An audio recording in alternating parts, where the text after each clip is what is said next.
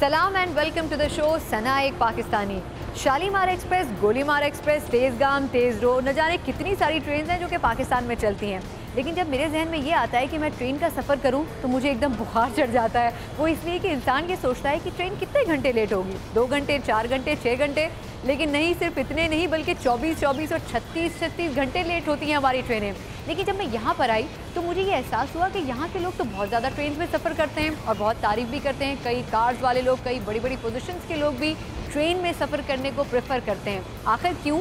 मैं सोचती हूँ कि आज इस ट्रेन के सफ़र को करके देखते हैं। आखिर ऐसी क्या ख़ास बात है यहाँ की मेट्रो चेन में जो कि पाकिस्तान में नहीं? और अगर अच्छी चीज़ है तो हम फिर क्यों ना एक्सपीरियंस करें इसे भी और शेयर करें आप तमाम पाकिस्तानियों से। हो सकता है कि हमारी ट्रेन भी यूएस की ट्रेन को पीछे छोड़ दें। हमेशा पॉजिटिव सोचना चाहिए और इसीलिए मैं भी सोच रही हूँ। आइए चलते हैं, सफ़र में देखते हैं कि क्या कुछ देखने को मिलता है।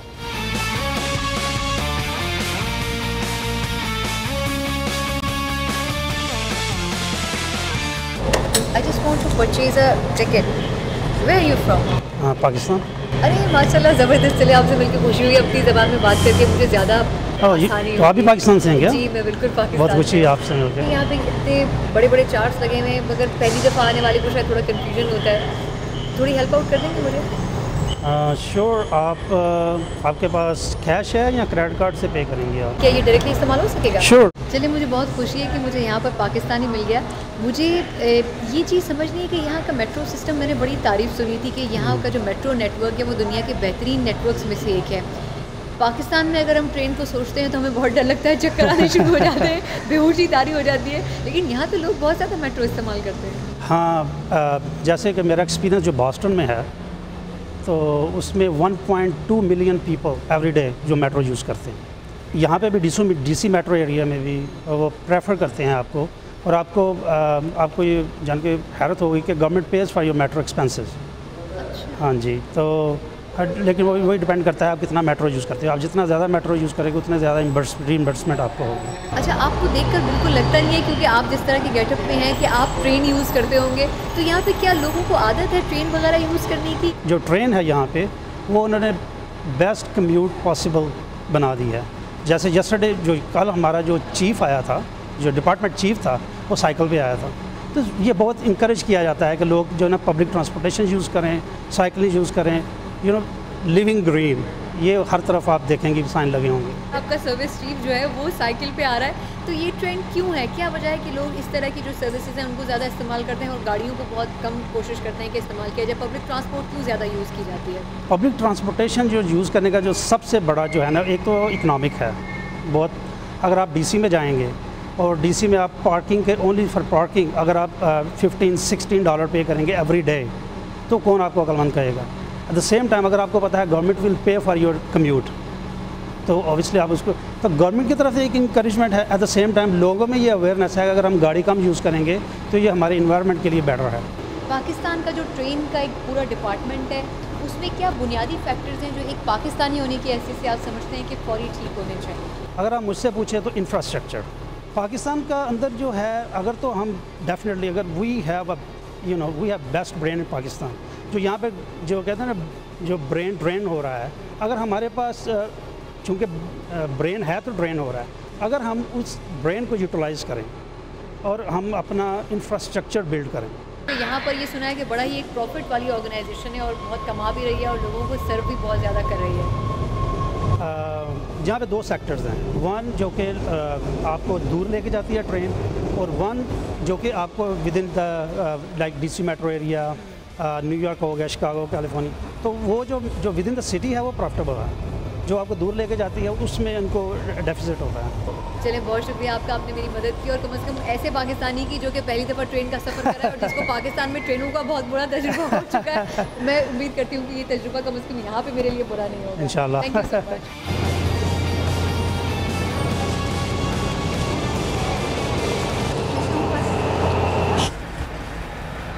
सना, आप सना है राइट? हाँ, आप?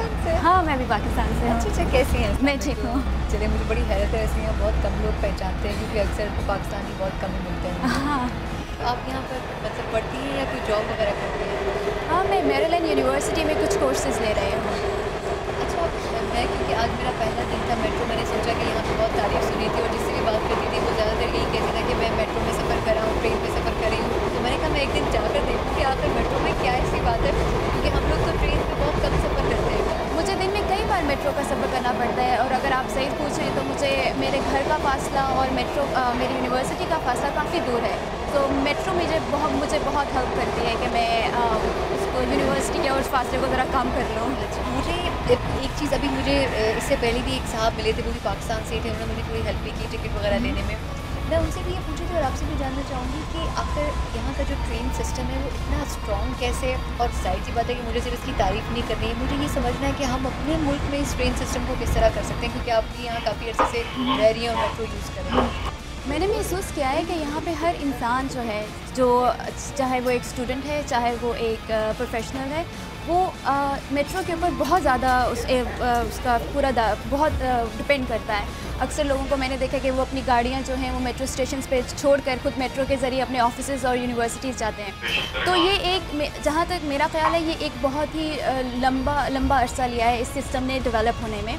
और जहाँ तक पाकिस्तान का ताल्लुक़ है तो क्यों नहीं किया जा सकता पाकिस्तान में इस तरह के, क्योंकि जहाँ पे पाकिस्तान में पब्लिक ट्रांसपोर्ट जो है वो कोई इतनी मजबूत नहीं है, इतनी स्ट्रॉन्ग नहीं है। आपने जैसे मुझसे भी कहा कि आप स्टूडेंट भी हैं और यहाँ पर रह भी रही हैं, तो पाकिस्तान में होने की हैसियत से आपको कभी मुश्किल पेश आई, या यहाँ पे अमेरिकन स्टूडेंट्स के साथ आप पढ़ रही हो तो आपने डिफेंड किया हो कभी अपने मुल्क को, और अगर उस हवाले से कोई नेगेटिव सोच उनके दिमाग में हो तो आपने उसको ख़त्म करने की कोशिश की?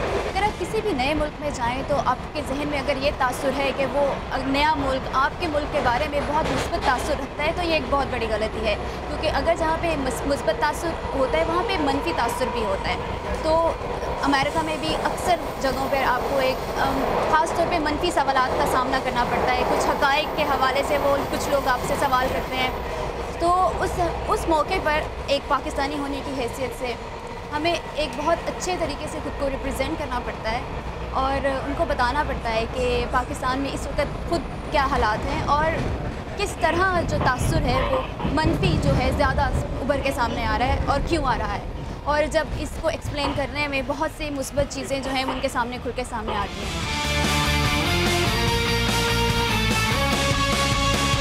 चले, ट्रेन में तो आप मेरे साथ घूम लिए, अब ज़रा कुछ और जगहों की सैर हो जाए। गोरा होने के लिए अब नहीं करनी पड़ेगी हैसल, सांवला होना अमेरिका में हो गया है स्पेशल, और बच्चों के आराम करने का गया जमाना अब है उन्हें खेल कूद में लगाना।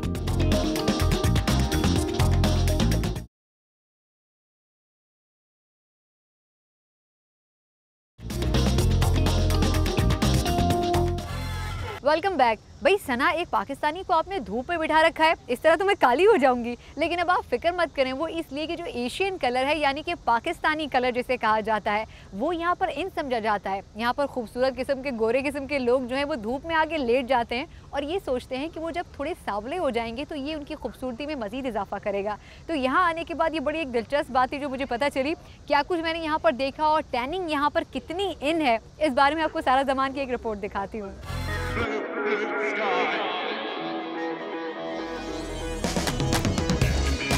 हॉलीवुड सेलिब्रिटीज हो या आम अमरीकी, हर कोई अच्छा लगना चाहता है, लेकिन अमेरिका में खूबसूरत लगने के लिए अक्सर लोग धूप से बचते नहीं बल्कि खुशी खुशी चिलचिलाती धूप में बैठते हैं।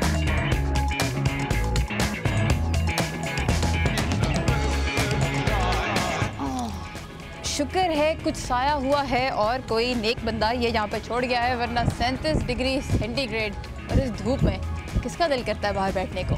उन लोगों का जिन्हें चाहिए अपनी स्किन में कलर, कुछ वैसा ही जो मेरी और आपकी स्किन का है, और इसीलिए ये सब कर रहे हैं tanning. It's nice to get some, color on your skin. Colors pop a little bit better, so with clothing. और जो लोग धूप में घंटों नहीं बैठना चाहते वो जाते हैं टैनिंग सैलून्स में।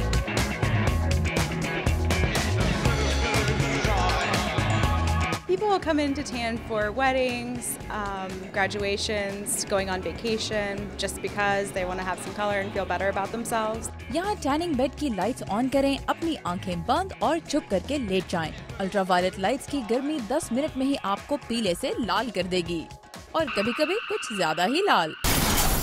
इन्हें किसी ने रोका नहीं। I've been tanning my whole life, tanning my whole life, tanning my whole life. Tanning bed की लाइट्स की तरफ देखना आंखों के लिए अच्छा नहीं है, लेकिन मैं सिर्फ अपना हाथ इसमें एक्सटेंड करके देख रही हूँ कि इसकी गर्मी मुझे दूर से भी महसूस हो रही है। I wouldn't use a tanning bed. Tanning beds बहुत ज्यादा इस्तेमाल करने से स्किन कैंसर भी हो सकता है, इसीलिए बहुत से लोग इनके बजाय टैनिंग लोशंस और स्प्रेज यूज करते हैं, और कुछ लोग ये सब करने के बजाय सिर्फ धूप में एक दूसरे की कंपनी एंजॉय करते हैं। वैसे आपने अपने मुल्क में बहुत सारे खेल खेले होंगे जिसमें कंचे भी शामिल हैं, गुल्ली डंडा भी शामिल है और भी न जाने क्या क्या ऊट पटांग नाम जो हम भी बचपन में सुनते रहते थे। लेकिन यहाँ पर लोग बड़े तेज़ हैं, बल्कि कहना चाहिए कि शायद अपने बच्चों के हवाले से ज़्यादा परेशान रहते हैं। यहाँ पर बच्चों को कंप्यूटर से, इंटरनेट से और इस किस्म की तमाम खेल कूद से दूर रखा जाता है जिसमें बच्चों को ज़्यादा देर बैठना पड़े। उनको फिज़िकल एक्सरसाइज की तरफ ज़्यादा माइल करने की कोशिश की जाती है। एक ऐसी जगह आपको लिए चलती हूँ जहाँ पर बच्चों को कराटे और मार्शल आर्ट सिखाया जाता है। नन्हे मुन्ने बच्चे किस तरह से एक दूसरे से फाइट करते हैं, आइए आप भी मजा लीजिए। कदम लेकर जा रहे हैं मार्शल आर्ट स्कूल के अंदर और दिल कह रहा है मुझे बनना है ताइक्वांडो मास्टर। बिल्कुल ऐसा।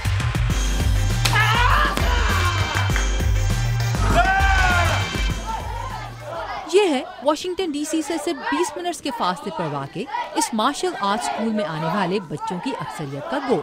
लेकिन अक्सर वालिदैन और ट्रेनर्स के गोल होते हैं खासे मुख्तलिफ, जैसे बच्चों को सेल्फ डिफेंस के गुर सिखाना, इनमें सेल्फ डिसिप्लिन पैदा करना, इनकी खुद एतमादी को बढ़ाना या इनकी तवज्जो या फोकस बेहतर करने में मदद देना।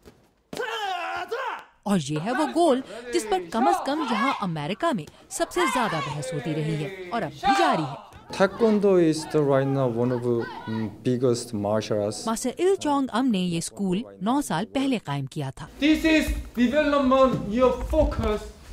Taekwondo is a lot of kicking technique. Taekwondo में किकिंग बहुत ज्यादा होती है। जब बच्चे किकिंग करते हैं तो हम उन्हें सिखाते हैं कि कहां और कैसे किक करना है।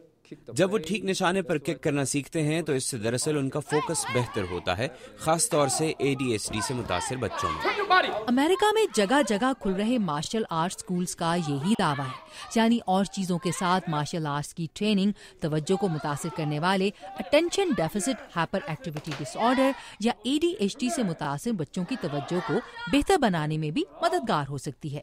डॉक्टर माइकल हाउस्टन एक चाइल्ड साइकियाट्रिस्ट हैं। Do you think that martial arts training? Doctor Houston, क्या मार्शल आर्ट्स की ट्रेनिंग बच्चों की तवज्जो बेहतर करने में मददगार हो सकती है? अगरचे इस हवाले से कोई ठोस साइंसी सबूत मौजूद नहीं, लेकिन हमारे ख्याल में इससे बच्चों के फोकस, तवज्जो और इज्जत नफ्स के बेहतर होने में मदद मिलती है, खास तौर से ADHD से मुतासिर बच्चों में। और इसी यकीन के बायस डॉक्टर हाउस्टन और इनके साथ ही डॉक्टर्स ADHD से मुतासिर बच्चों के लिए मार्शल आर्ट्स या टेनिस जैसे स्पोर्ट्स में हिस्सा लेने का मशवरा देते हैं। वो कहते हैं कि अक्सर बच्चों में इसके मुस्बत नताइज देखे गए हैं। इस सफ़र में आप मेरे साथ हैं, मैं जो कुछ देख रही हूँ, जो कुछ कर रही हूँ, वो सब कुछ आपसे शेयर कर रही हूँ। आगे भी बहुत कुछ बाकी है इस शो में, लेकिन ये सब कुछ होगा एक छोटे से ब्रेक के बाद। पाकिस्तानी फिल्म इंडस्ट्री का वो सितारा जो अरसे से पाकिस्तानियों की नजरों से ओझल है और पाकिस्तानी ड्रग्स पर बने हुए डिजाइन अमरीकियों को भी भा गए।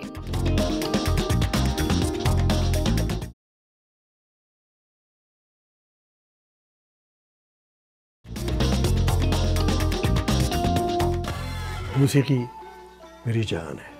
और अब मिलिए एक ऐसे पाकिस्तानी सितारे से जिन्होंने पाकिस्तान फिल्म इंडस्ट्री में म्यूजिक को एक नया अंदाज दिया। With the help of rhythm and melody, you are expressing yourself.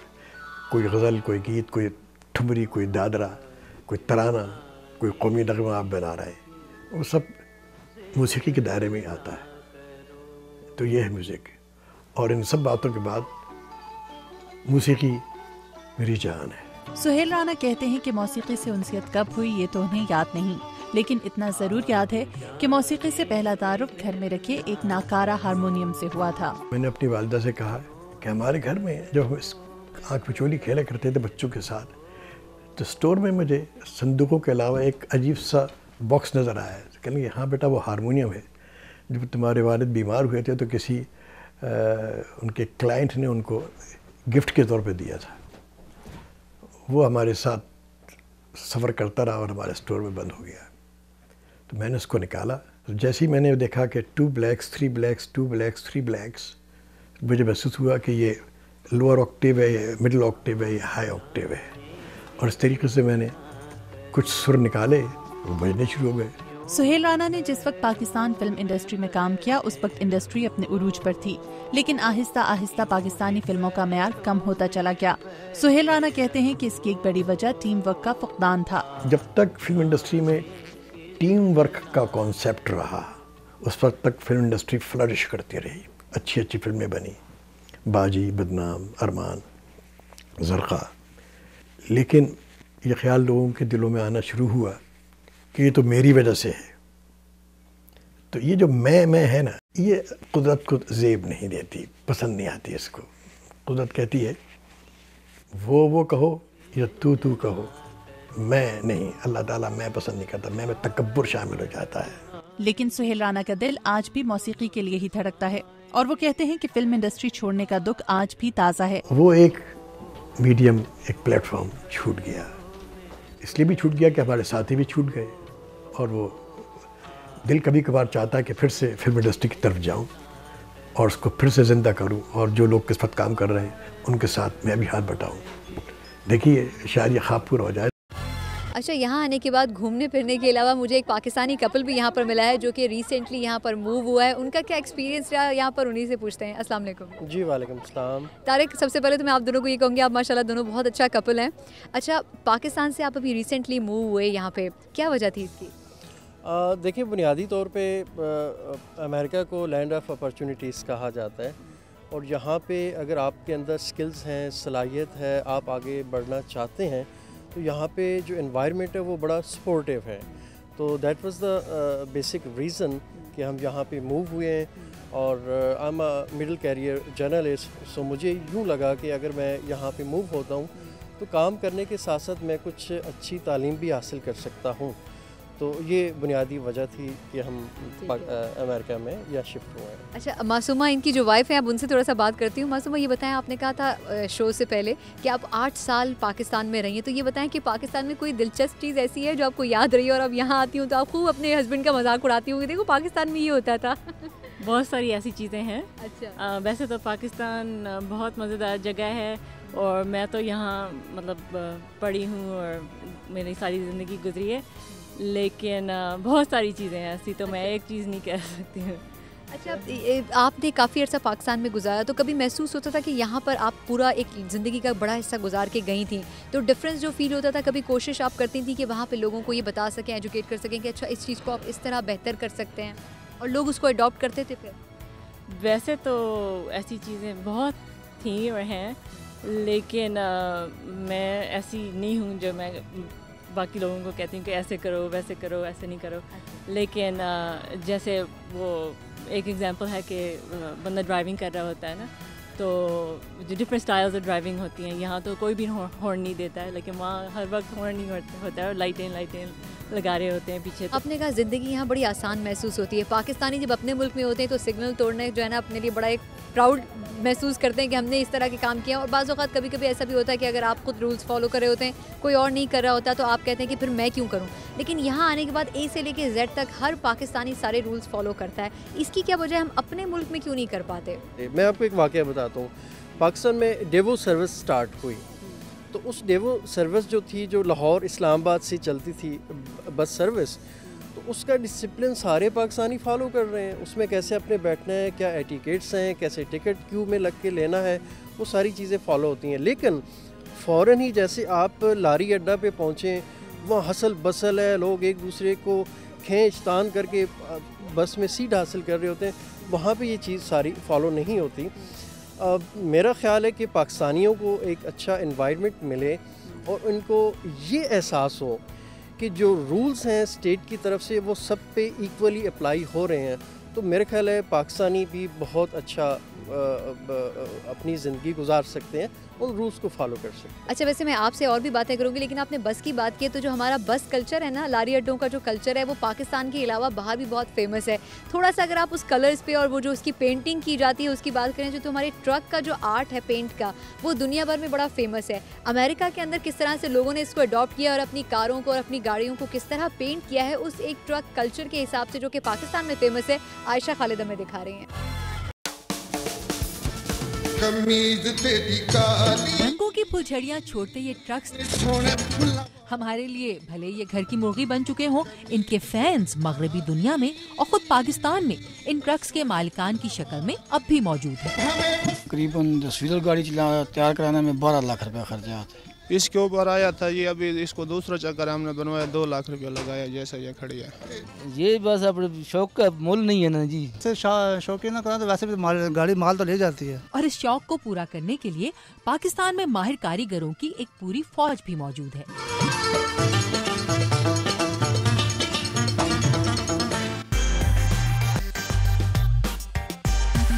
अगर आपका ख्याल है कि अमेरिका में तो इन ट्रक्स के मुकाबले की कोई चीज़ नहीं, तो आप है खासे सही। लेकिन यहाँ पर भी कभी कभार सड़कों पर ऐसी गाड़ियाँ ज़रूर देखने को मिल जाती हैं जिनको देखकर चलती हुई ट्रैफिक और लोगों के उठते हुए कदम रुक से जाते हैं। गाड़ी को चलाना बाबू जरा हल्के हल्के हल्के, कहीं दिल का जाम न छलके, दिल का जाम कहीं ना छलके।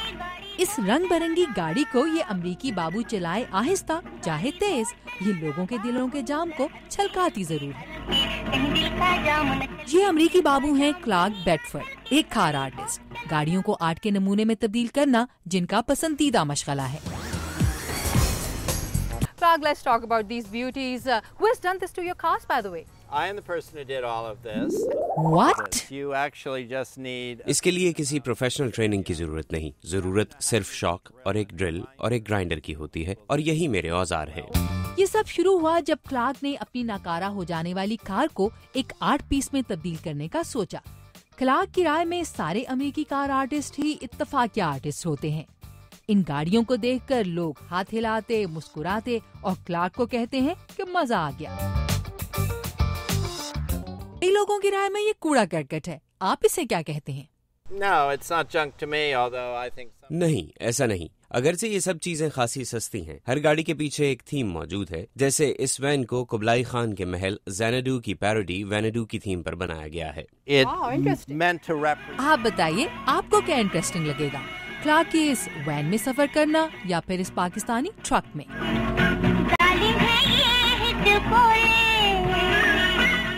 अच्छा तारिक, आप बताएं कि जब आप यहाँ पर आपने 1-2 विजिट किए थे, उसके बाद आप पाकिस्तान रहे, फिर आपने फाइनली फैसला किया, तो आप ये बताएं कि यहाँ पे कुछ चीज़ें अच्छी अगर आप सीख कर जाते थे, अच्छाई को कहते हैं कि हमेशा फ़ौरन पिक कर लेना चाहिए और उसको अपने ऊपर अप्लाई करना चाहिए, तो पाकिस्तान में जाने के बाद आप लोगों से एक्सपीरियंस शेयर करते थे? जी बिल्कुल। जब मैं पहली दफ़ा अमेरिका आया था तो मेरी तो आँखें फटी की फटी रह गई थी, और मुझे जो बहुत बुनियादी फ़र्क महसूस हुआ है वो यहाँ लाइफ बड़ी डिसिप्लिन है, नंबर 1।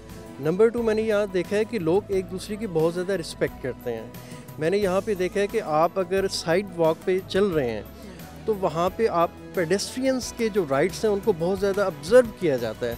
पाकिस्तान में आप देखें कि आप सपोज़ लाहौर के किसी बिज़ी रोड से आपने सड़क को क्रॉस करना है, इवन रावलपिंडी के जो मरी रोड है उसको क्रॉस करना है, तो आपको कम से कम वहाँ खड़े होकर देखना पड़ता है कि खुदाई इतनी ट्रैफिक है तो इसको मैं कैसे क्रॉस करूँगा। वहाँ भी कोई ऐसी चीज़ नहीं है कि ट्रैफिक रुक जाए। अच्छा, इस पे मुझसे बर्दाश्त नहीं हुआ, मैं आपको बताऊंगी, क्योंकि मैं वॉक करके ऑफिस आती हूँ और जाती हूँ, तो मैं अगर दूर कोने पे भी होती हूँ ना तो गाड़ी वाले रुक जाते हैं और कहते हैं कि पहले पैदल चलने वाले को रास्ता मिले। अगर हम होते हैं तो हम रोक रोक के रिक्शा और गाड़ियों को इशारे कर करके कूदते थे सड़क के ऊपर, पाकिस्तान के अंदर रहते हुए। लेकिन फिर भी ख़वातीन की फिर भी रिस्पेक्ट पाकिस्तान में कम से कम होती थी। हाँ जी, पाकिस्तान में देखें ख़वातीन की इज़्ज़त ज़रूर होती है, ये हमारे एक कल्चर का हिस्सा है। लेकिन बात यह है कि आप जब रिस्पेक्ट कर रहे हैं तो आप ये ना देखें, जेंडर को ना देखें ना, चाहे वो औरत है चाहे वो मर्द है। बहुत बहुत शुक्रिया आप दोनों का।